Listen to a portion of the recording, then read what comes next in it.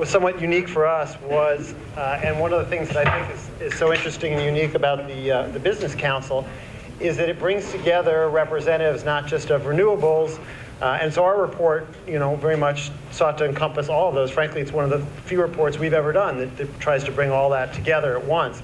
So I'm very happy today to have a panel that then in turn represents all of these various segments, not every last little segment, but the major ones, I should say, renewables, energy efficiency, and natural gas. And my goal here is first maybe talk a few minutes about the report, and happily accept all of your praise for that. And then, just kidding. But then I would actually very much like to turn our attention to the future and where we go from here and what's next for a number of these industries. So everyone has the bios in your program. So I'm going to, in the interest of time, and we're coming up on 1 o'clock, I'm just going to get started. We'll talk for maybe 20, 25 minutes, and then we really do encourage question and answer from the floor if folks have any particular questions. I'm going to start with Rob Gramlich of the American Wind Energy Association, only because his group also put out some news yesterday with their numbers for total wind capacity installed. And Rob, if you would first talk a little bit about the year that was, for wind and what the lay of the land looks like going forward. It's always been a discussion of how do we all fit together. None of us are a silver bullet to the nation's energy challenges, and wind is certainly, we believe an important part of that. But we need other resources, and you talked about some of the grid integration issues, and that's why that comes into play. Last year was a banner year for wind, as you mentioned. Our numbers are generally consistent with yours, and we just finished up our tally that we do every quarter of projects actually installed. It came out 13,124 megawatts, which blew through our record, previously set record of 10,000 megawatts. And wind energy was actually the largest new resource installed in 2012. So we're very pleased with that. It's in a strange time in the industry because there's almost nothing under construction right now. We can get into the going forward in a minute, but we did have a great year last year. Great, thanks. And now immediately to my right is Paula with the American Gas Association, and I guess also on the heels of a fairly exciting year for the gas industry, maybe you could talk a little bit through the progress that you've made and where you see things going. Thanks, Ethan. And yes, it's an exciting time to be in the natural gas business. Certainly, none of us actually anticipated we would be where we are now. It's exciting to be up here on this panel and to be part of the Business Council and really thinking about how the country, the position the country finds itself in. We have tremendously abundant domestic natural resources and technological resources, and they're in natural gas, they're in renewable energy sources, they're in energy efficiency. And what the really exciting thing is that not only do we have those domestic resources, but we have the technological know-how to build infrastructure and implement technologies and continue to innovate and really turn that into value added for our economy. And I second what Rob has said, and the work generally demonstrated by what the council's done with Bloomberg on the Factbook is that this is a tremendously exciting time for the country, and it's all about possibility. And there's tremendous potential from this resource base that we can build on. So it's really important with the Factbook, we think, to start with the facts and to really focus our conversation on how these resources can be brought to bear to change the future for the country in a positive fashion, to create a more economically resilient energy system, to create energy systems that are more reliable and resilient with regard to either environmental events or cyber events, for example, and more redundant. And we think that the facts that are set forward in Bloomberg's analysis allow us to really start the conversation in a constructive fashion and really look at how can we take these resources and leverage them, expand the use of them, expand the deployment of these technologies, and what does that mean for the economy? What does that mean for our energy security? What does that mean for the environment? And there's tremendous potential. With regard to natural gas, we've seen tremendous efficiency gains over the last four decades with regard to the direct use of natural gas in homes and buildings. If we just go back to even to 1980, you've seen a 22% efficiency gain in the efficiency of natural gas use in homes and buildings. And what that means is that the carbon footprint of that energy use is 22% less than it was in 1980. That's exciting. We expect those trends to continue, and we expect that to accelerate as we deploy more combined heat and power technologies and distributed energy technologies and fuel cells. We partner that with rooftop solar as well, and other energy efficiency technologies, building information systems, and energy performance management. So this provides tremendous opportunity, and it's really important to us that we have partners here on the Business Council and around the country that are looking to implement these solutions. And just sort of to link it back to the Bloomberg New Energy Finance analysis, what we think is exciting about this is it gives you a sense of where people are already making investments. And that's where our policy conversation should start in Washington, from where are investors who have skin in the game putting their money on the line. And what does that tell us about where the markets might be headed? And then how can we enable that potential rather than try to second guess that sort of decision making or anticipate where that's going to go, but sort of follow the money, if you will, and follow where the innovation is happening and where investors are making their decisions, and see if we can then design policy that enables that rather than inhibits that. And if we do that, we think we have tremendous potential to create a more resilient economy, a more secure economy, and one that through which we're able to reap environmental benefits. Thanks, Ethan. So I'm going to turn to Jordan now and talk a little bit about energy efficiency. And I think one of the things, of course, I found striking is the rate at which we've seen this improvement of the use of energy in commercial buildings and others.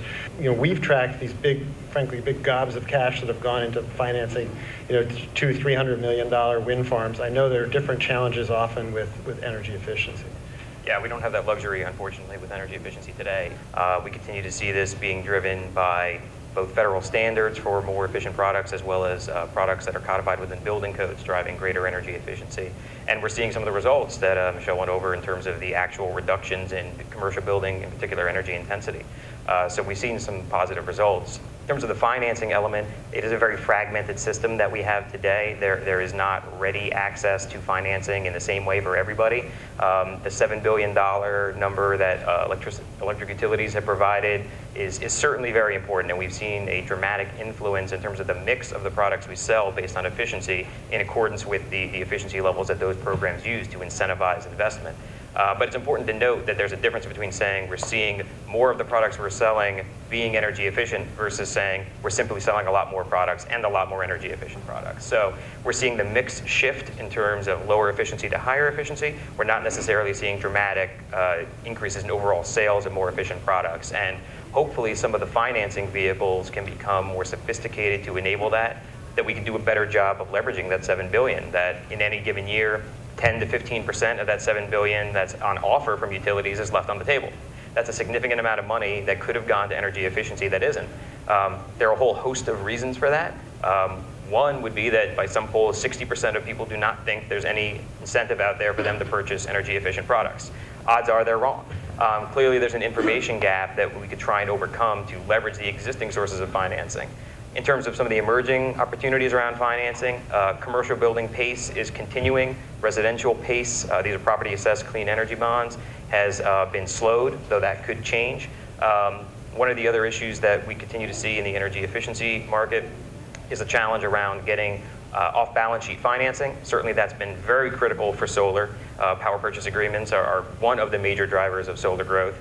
There's movement towards doing that with energy efficiency today, but it's not a readily accepted practice, and it's certainly not at scale. The flip side is when you typically do on-balance sheet financing, you generally benefit from depreciation.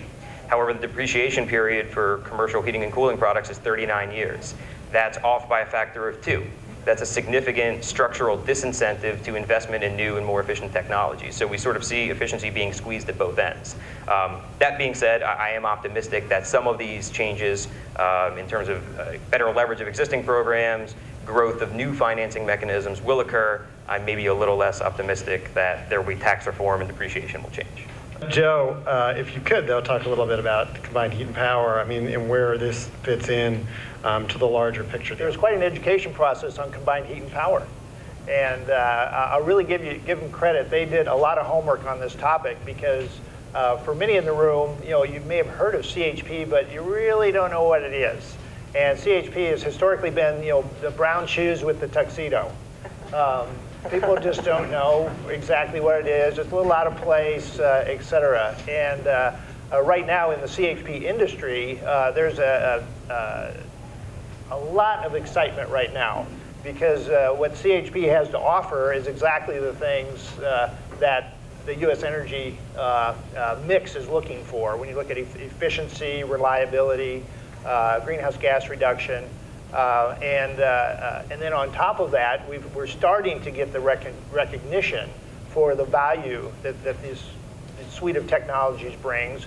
And we saw that last fall with the President's executive order for energy efficiency, which called for an additional 40 gigawatts of CHP in the U.S. by 2020. Joe, do me a favor and humor everybody the way you did with us and explain what how these technologies are applied in the field right now. Glad you asked. Yeah, if you're not aware of CHP or in depth what it is, what combined heat and power is, CHP is combined heat and power, and it's using one fuel source to provide both electricity and thermal energy.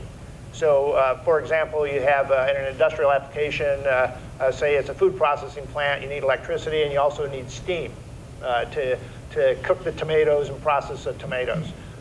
This suite of technologies allows you to do that with one energy source, generally natural gas, and to produce both electricity and steam.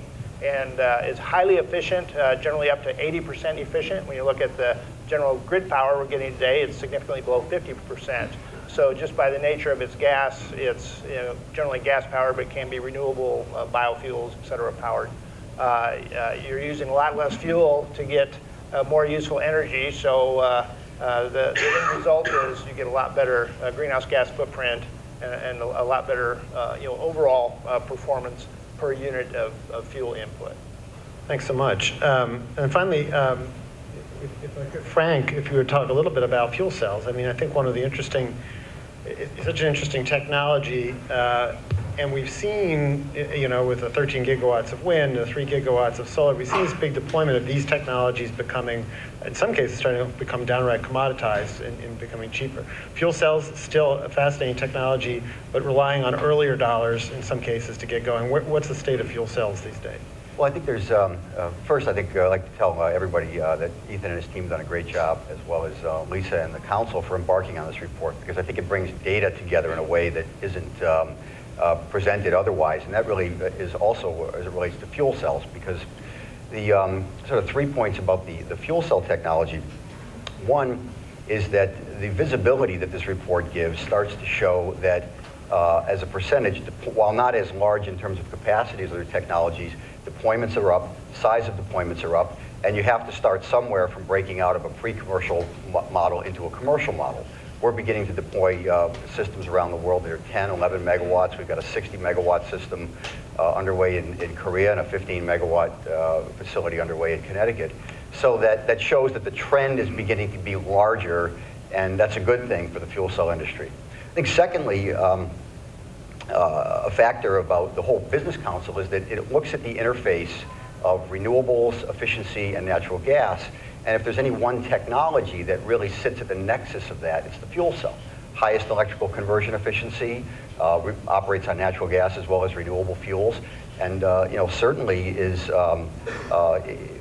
right in the place where policy should be driving to bring those types of factors together. And I think, lastly, the fuel cell, as far as a distributed resource, we've seen trends continue with climate impacts of storms, where the recognition of smaller scale technologies in concert with larger scale technologies is perhaps even more necessary. And that's where kind of fuel cells fit in those three areas. We're kind of excited about the way at least our company and stationary fuel cells have gained some traction and the way it's presented in this report. We had a press conference earlier today in which we announced the report, and inevitably the first question that was asked is one that I thought I should present to the group here, which is natural gas and renewables. There was a great blog post in the Wall Street Journal a few years ago that called them frenemies, best frenemies forever. And so I guess I would really like to talk a little bit about this, and maybe start with Paula, talk a little bit about the relationship and the potential benefits and the competition of natural gas But actually, if you would, Paul, even more broadly, think about it within the context of energy efficiency and also fuel cells and all these other technologies. Thanks, Ethan. I guess I would just start with that was then, this is now, in a sense. And that's what the Factbook tells us, really focus on this is now and where are we going. And in sort of letting go of sort of a mercantilist view of this, so to speak. And I think there's plenty of room for everyone to play here. And some of that comes from, we're seeing not only a paradigm shift in that we've got an abundant natural gas resource and we can deliver it to market. We've got falling cost for solar and wind on large scale, and you can expect small scale to follow. You've got combined heat and power technologies, domestic technologies that are ready to be fully commercialized, and likewise with fuel cells. That this creates a paradigm shift, and there's a big story, there's a big thread that runs through all of this, and it's about technology and innovation. And what is that allowing us to do is think about energy in a more local fashion, and think about designing solutions that fit neighborhoods and buildings and communities and states. And that is leading us away from traditional, and that along with other trends like environmental regulation is leading us away from thinking about delivering energy through large scale investments in central plant and long haul, for example, electric transmission lines, and thinking about producing them in your communities. And when you think about that, that's sort of a disruption, and it creates a lot of different players coming into the space, whether they're technology providers or private equity or mayors looking to create a more livable city. And that creates a lot of opportunity for us all to be working together, but it requires us to be thinking forward, not thinking back. The solutions that we're going to be able to deliver and the people interested in this space are going to be new solutions. And we're not going to really learn a lot by looking back from in the past of how we've delivered energy. So we very much see that as sort of wide open place. And it won't just be natural gas utilities and electric utilities and large companies, large multinational companies playing in that space. I think that it's going to open up to a lot of other sorts of investors and agents, and who knows where that might take us. We look at it from the perspective of the utility customers. Most of us sell to utilities in the electric sector, where the utility is the customer, and they're looking for a product that is low, stably priced, reliable electric energy capacity and ancillary services. You could probably tweak some of those words a little here and there, but generally those are the products, related package of products that the utilities are looking for. And they don't get it from any one of the resources here or any other single electric generation resource. So it's really about the portfolio. It's the portfolio stupid. You've got some active utilities in the council, SMUD and others, and they're looking at how do I get this package? How do I get this complete package of needs that I have served through a collection of supply and demand side resources, and in that, we don't view ourselves, wind, as a silver bullet. We don't view any other. You could look at any other electric generation resource, and they don't provide all of that in one piece either. So it's about the portfolio, and we fit together. Renewables fit very well with natural gas, wind in particular, with non-dispatchable wind on the grid. You can have right now, if you turn these lights off, there might be a natural gas plant 1,000 miles from here that gets ramped up or ramped down just a little bit, right? And the grid is the great integrator of all of this, and so we do need to work on the grid and making that connection and marriage work. But that's the way to do it, and the portfolio can work, and it's a complete. The resources in this report and in the Business Council and up here are a complete package together. What does this mean for the economics of energy efficiency if you have this lower price gas? And I guess I'll premise my question, but let's start with the conventional wisdom, which seems to be that gas is going to stay relatively low. What your definition of relatively low is differs, but let's say $4 to $6 or something over the next 10 years. What does that mean for energy efficiency opportunities? Well, I would say obviously as a general point, the higher the cost of electricity, the easier the case to make case to a customer about the more attractive payback of certain technologies and approaches. But one of the things that the report discusses is that, for instance, with energy saving performance contracting, something that Ingersoll Rand and many others do, that the cost of a kilowatt saved is less than the cost of a kilowatt purchased. And that will remain to be true. So I think we already see that there is some benefit there. The other side would be that on the residential focus, which is something else that Ingersoll Rand through our Train brand does, we don't really always have the opportunity to get into detailed payback discussions with customers, which is probably an understatement. When they're out there purchasing their new air conditioner, new heat pump, new furnace, the contractor in their home isn't always interested in having the discussion with them. A lot of times they're there because the system died in the winter when it's cold, in the summer when it's hot, and these are not good times to have discussions about payback. So I'm not making the point that the cost of electricity doesn't matter, because it certainly does, but it's not always a major driver in everyone's investment decision. We are not all rational actors as much as we might like to think we are. So I think it's certainly significant. But the other side is Lawrence Berkeley National Lab also did a study over 18 years and 2,800 energy-saving performance contracts and found that the average payback period of those projects has gone from 10 years down to 5. So I think you're seeing people more willing to entertain shorter payback periods. So I think that the cost of electricity is certainly significant, but will not fundamentally be a deterrent to increased investments in efficiency. You know, a lot of coal plants have come offline. We'll see more come offline. Let's presume, of course, that Rob and Paul have settled their spat, so everyone's progressing. But there's a certain amount of, just kidding, but there'll be a good amount of new additional natural gas capacity. Where does that leave CHP?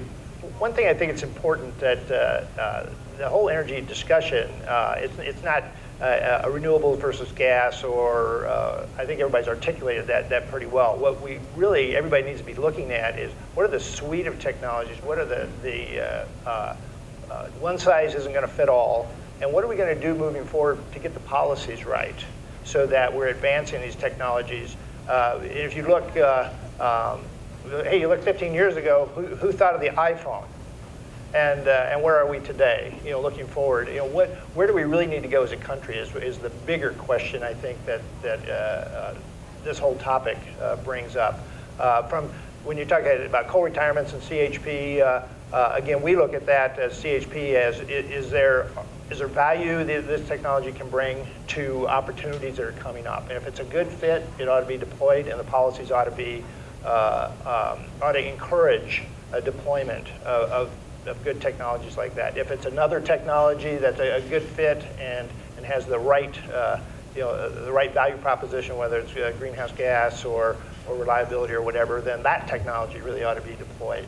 And that's really how we look at it. But overall on CHP, right now there's a lot of optimism if we can get the policies right that we've got a really good mousetrap right now that's really been ignored for quite a while. And I think we're starting to get that recognition. Are low natural gas prices the enemy of energy efficiency and renewables? And I would just turn it around. I think, on the contrary, it's an enabler. And it's an enabler to a clean energy portfolio of the future. It's an enabler for a partner with intermittent large-scale renewables so that you can firm them up with large-scale combined cycle generation. It's a partner for rooftop solar and fuel cells and combined heat and power. Also, as we have lower natural gas prices and we're able to think about using more natural gas, which is a position the country's not been in to this point, we can think about a more holistic approach to energy efficiency as well, and think about expanding the use of natural gas in homes and buildings with efficient thermal uses, which is a much more efficient way to use natural gas than producing electricity and sending it along transmission and distribution lines to relatively inefficient end uses. So I think lower natural gas prices is actually an enabler for the cleaner, more efficient energy future that we're all seeking to create. Frank, we'll let you have the last word on gas, because I think it's just been such a phenomenon. Everybody should talk about how it affects their segment of the energy world. Well, this wasn't by design that I got to be the wrap-up on the sequence of things, but I'll use this as a chance to kind of summarize on this point, because I think it's relevant to fuel cells, but also all the comments about this interface and potential friction between natural gas and renewables. And that we've talked about the softening of that interface from a standpoint of portfolio and technology. But I think that if you look at the terms efficiency and sustainability, and you elevate those definitions up a bit higher, you'll see that the more efficient we are able to utilize the natural gas resources that we've been given and we're exploring and delivering, and you couple that with renewable technology, and you begin to say, my goal should be about the highest total efficiency of the entire system. And if you also look at the term sustainability in a broadest definition, where the goal is not just to have truly sustainable resources, but also to sustain the resources that might be fossil derived, and you say, I want to have the broadest amount of sustainability of resources and prolonging their use. If you look at our technologies from those two vantage points, you begin to see that there shouldn't be as much friction, that a lot of technologies help achieve those two broader goals. And with that, we'll go to questions. First, I would just say, please, if you have any specific questions about the report itself and the data therein, Michelle I've lost track of him, but he's in the room. But we also have some of our other great analysts here, Mark Taylor for CCS and geothermal, and Cheryl Wilson on CCS as well, and Charlie Blanchard for natural gas, and Stefan Linder, who was really critical in writing this as well, are all here. So please, specific questions, there's a lot of data in there. Please track us down afterwards. But now questions for the panel, anybody out there? Thank you. This is for Joe. Bob Balzar with TVA. You talked about the barriers and a lot more work to be done in the CHP world. What would you say are the 2 or 3 specific barriers that we need to get out of the way? A few of them are historic barriers, and one would be interconnect, timely interconnect of CHP systems, to have standardized interconnect processes that can be accomplished in a very reasonable amount of time. And we find from state to state, from area to area, there's wide disparity in that. And that has, unfortunately, resulted in a lot of projects that are significant, are moving along through the process, and then the projects die because the interconnect is so long. Either the financing dries up or something changes, et cetera. And we have a few. Everybody always has the horror stories, but there are actually stories where it's been multiple years for some of these projects to be able to achieve interconnect, successful interconnect to actually connect to the grid. So that's one. Another is one that I think would really be a real plus is for modernization of how standby rates and if you look at California, departing load charges are applied. You'll have different additive costs that are put onto these for every megawatt that's generated. And it can be a significant percent of the cost of these projects, to the point it causes the financials to go upside down. And so we have a lot of work to do there. So that's a couple of them. And then if you look in the future on what are some very forward-looking, proactive things that can be done, as we've looked at some of the successes with RPSs, and those have worked well in some places, not so well in others. But we look at CHP, we're not a really good fit there. We can fit in if we're burning biogas, but if we're burning natural gas, no, et cetera. So do we need another category that really is a portfolio standard for CHP? And for instance, I mentioned California. They've been trying to be pretty progressive on CHP, and the governor would like to have that in the mix as a more affordable part of a greenhouse gas reduction approach, but then the regulatory side isn't in sync. So those are some of the things that I think we just have to approach as an industry, and then collectively in the energy community to really get together and figure out what's the best way to do this. A question on fuel cells. What is the current state of development in your technology arena now and in the future? Our view is that the state of core technology development is fairly mature, that we're looking at advancing reliability and incrementally improving efficiency. And our fuel cells are roughly about a 50% electrical conversion efficiency. So we're trying to keep inching that up a bit, and also improving the durability and longevity. I guess one benchmark of state-of-the-art is levelized cost of energy, which we see is coming down, and that is a function of volume as well as more reliability and longer duration of stack replacement. So our levelized cost of energy for most of our projects is roughly around the 14-cent range, and we think that's bodes well compared to other technologies and other choices. Hope that answered the question. Sorry, I'm going to go back to the gas thing again. But maybe two questions. So So I'm very glad that low-price gas creates an enabling environment for everybody. That's very encouraging. However, does it do something fundamentally different to the kinds of policies that you all put forward to be able to sort of enable your own technology, right? So does somehow this sort of unconventional resource revolution that we have in the United States change the way you as a group look at sort of policies or enabling environments that drive all of what you do? Like carbon, pricing would be sort of the most obvious one in the room. And given where the U.S. policy debate is right now, which of those is sort of the most important? And then the second one is that you all have a commonality, which is whenever we find a new fuel source in this country, whether it's new or not, usually it's not, that we get really excited about, we start talking about domestic competitiveness in an international landscape.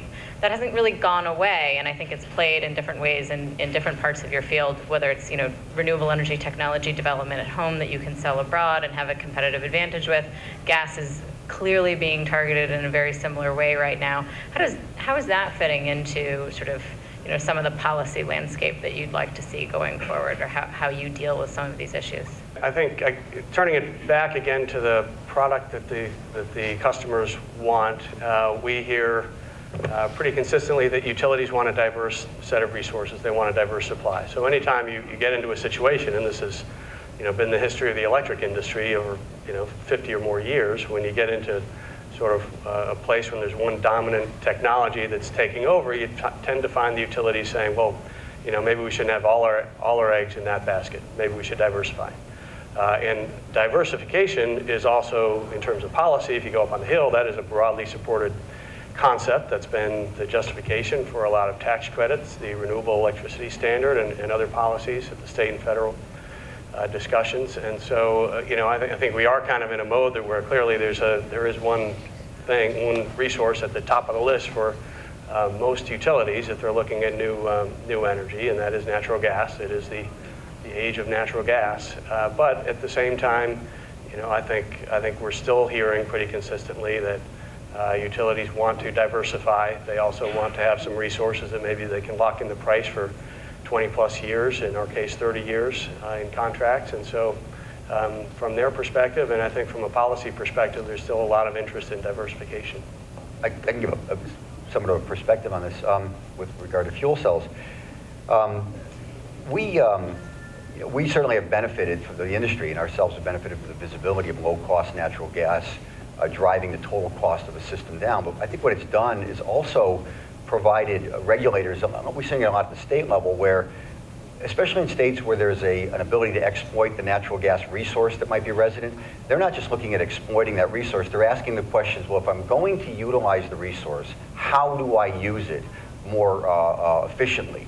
And let's not just take the gas out of the ground and just not look at changing paradigms. So we're beginning to see much more of an interest at the state regulator level of trying to figure out, well, how does this fuel cell technology fit into a distributed generation model as we pull more of our gas out of the ground and look ahead 10, 15 years and say, did we make good decisions about our electric conversion efficiency? So that's a touchstone. In recent years, our energy policy has been having in the context of our discussions about climate policy, really. And because of natural gas and because of the slowdown in the economy, we actually have reduced our emissions since 2007. So that has sort of shifted the conversation back to where we've historically implemented our energy policy, which is the tax code. We don't actually have a national energy policy. We do it through the tax code. So we're headed in that direction, Sarah. Lord knows, I have no idea. One would hope that we might actually, if we go into comprehensive tax reform over the next couple of years, be conscious of how we are actually exercising our energy policy there, and think about what we're trying to do with that, and what sort of technologies, what sort of opportunities we want to create for innovation in the economy. And I mean, transportation is a great opportunity for that. For example, why wouldn't we just have an objective, something like we want a more diverse transportation portfolio that's more secure and cleaner, and design a tax structure that lets sort of the best option win in the best instance. We don't have a great history of doing that, but one could hope. And then I think as a practical matter, we've seen a lot of this move to the state level, a lot of the thinking about how we're really going to use energy, whether it's natural gas or renewables, move to the state level. And I think that's a really important place to watch and to tune in. And it's exciting because it is where we're at, at the sort of ground zero. People are developing and implementing solutions that work for them and the economic growth and the environmental quality they're trying to create in their homes and in their neighborhoods. Been a lot, I guess, all the fact we're talking about supply and the production of energy, and yet there's another whole part of it, which is the distribution. And whether we're talking about integrated utilities or distribution-only companies, as many of them are in the mid-Atlantic, there's going to be a tremendous need for increased investment, whether it's in the electric distribution system or in those parts like the Northeast where there is no natural gas really distribution system at the local level. First of all, does the Factbook look at that aspect of energy, clean energy financing, or renewable energy financing, or what are your thoughts on, besides the traditional, the source is the ratepayer pays for the distribution system, whether it's an integrated or a restructured situation. And what's the outlook there for creative financing for new ways to be sure that the distribution grid is there to take advantage of all of the new and clean and renewable energy sources that are coming? I'll give you a reply from a combined heat and power standpoint, which is part of the value proposition of combined heat and power is it actually takes stress off the distribution system because it's distributed energy. And I think we just saw a wonderful example of this in a bad situation, that's Hurricane Sandy. And you looked at the number of facilities in the Northeast that had combined heat and power, they virtually all stayed on during the hurricane. You had the hospitals, universities, housing complexes. There's a litany and a long list of CHP installations that operated throughout the whole hurricane, and that was because they were able to disconnect themselves from distribution, and you have local power. So that's one of the big advantages of CHP and having a broader mix of CHP. Now, CHP, does it fit everywhere? Definitely not. But it does offer, that's an example where it offers a significant opportunity because looking forward, there's, the country has a big job ahead to look at how do we modernize, upgrade our transmission and distribution. And that's one element that is a kind of an arrow in the quiver of the U.S. to deploy more of this. We only have 82 gigawatts right now, which is a lot. People don't realize that's almost 10% of our national production of electricity is coming from CHP today. It's stealth. You don't know it's really there. The president's called for another 40 gigs. And if that happens, that will be a significant avoidance in future transmission that we can achieve as a country.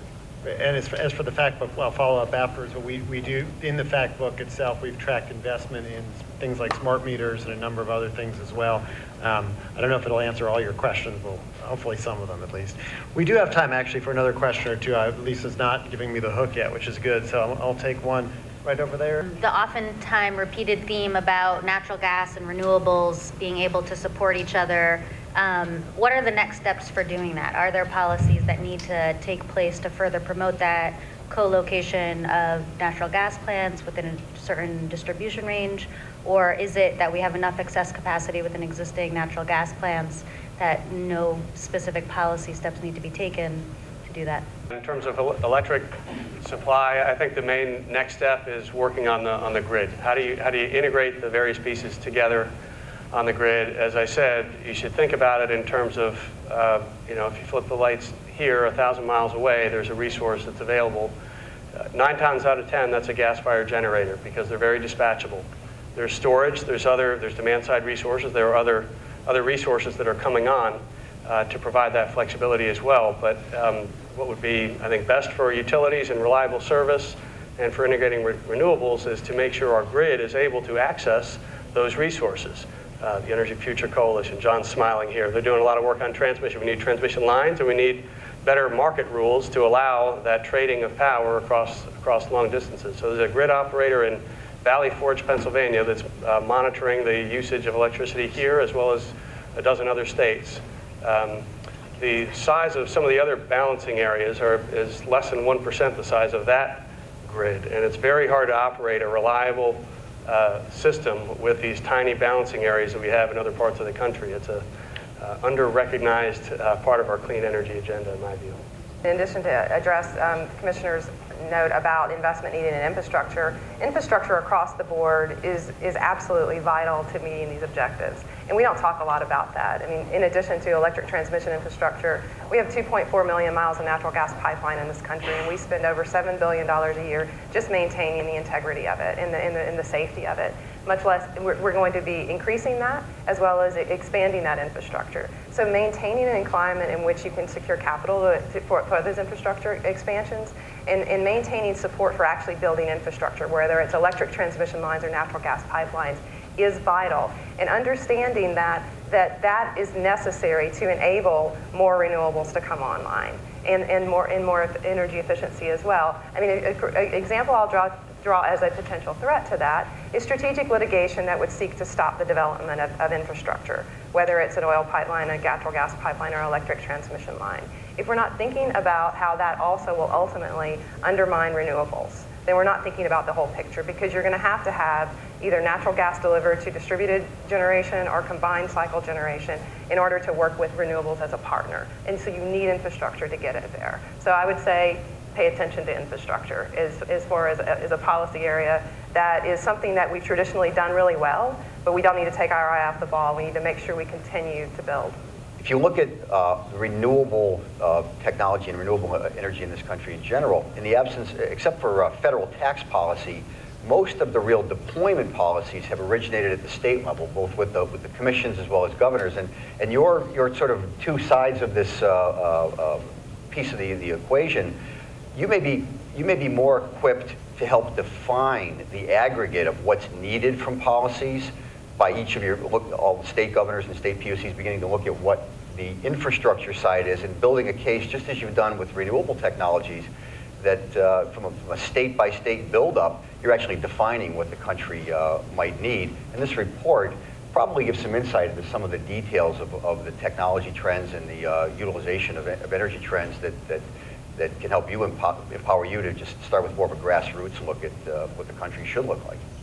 What are the potential implications as a result of increased exports of natural gas on the long-term price forecast for gas in the United States? And are there some policy issues that you could comment on about the increasing export capacity? Well, it's certainly a topic that's gotten a lot of attention here lately. The DOE recently released an analysis done by NERA that looks at the macroeconomic impact of LNG exports, and on balance, the conclusions are rather positive across dozens of tens of scenarios. That the finding is that LNG exports over the next decade at least will generate positive macroeconomic benefits for the economy. I will say, with regard to our own analysis, our own outlook, we look at LNG exports as something that will move forward, not something that will, in our sort of our high end estimate, might get to something like 5 BCF a day by the end of the decade, 2020, 2022. In that analysis, we don't see that having an extraordinary impact on natural gas prices. We do see them, however, rising above the levels that they are today for a number of reasons. We don't think that 392 today, 313 today. We see them. We just don't see that as sustainable for a variety of reasons, and we need sufficient demand to ensure that we have sufficient rigs devoted to natural gas production that creates market stability and ensures the supplies continue to come to market. So we see price levels rising potentially in the $4 to $6 range by the end of the decade.